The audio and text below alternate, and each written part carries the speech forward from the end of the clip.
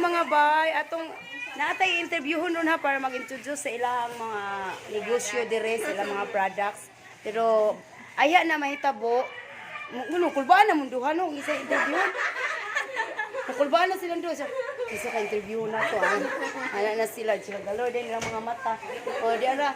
So sa upat ka bandol, mao na lang ni ang nahabilin kay ngano. Sa duhan pa kay kaduha ka adlaw. Oh, kay usa ka sako mangudang ako nakuha dinhi. Bitaw kung gusto mo mag-reseller ni Madam, i-like lang ang subaya lang ilang page, siyempre i-like sad nato no para makatabang sa tan Madam, daghan na tad diha magtinabangay lang ta mga vloggers, mga negosyante, online sellers, small businesses and big businesses. Magtinabangay lang ta no sa mga tanang ni suporta sa mga online sellers. Thank you so much sa mga online sellers. Laban lang. Oh, laban lang mga bay ha. So darang okay ni Madam, pwede ra mo mag-reseller sa iyaha mo atong siyang page para naamoy update sa ilahang mga okay nga mo abot. Barato ra diri.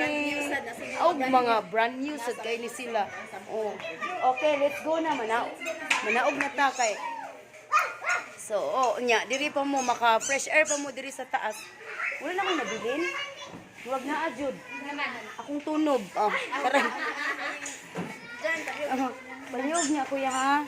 So mato na ta sa pwesto ni Madam. Nakauli naman dahil ni uy. Uli na ang guwafa. Tura dahil yung March nakauli. So gitawag nilang building og pink building. Oh, kay kakamping ni sila cha. Bitaw.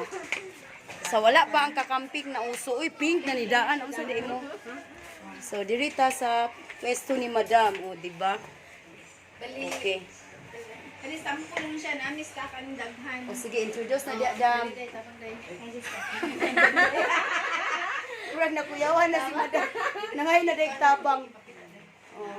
Sample diara ang sample sa mga orderance. Ug ibutang pud ang presyo lang ga. Ano siya 195. 195 pesos only. Pagka ang tela. Nice special tela.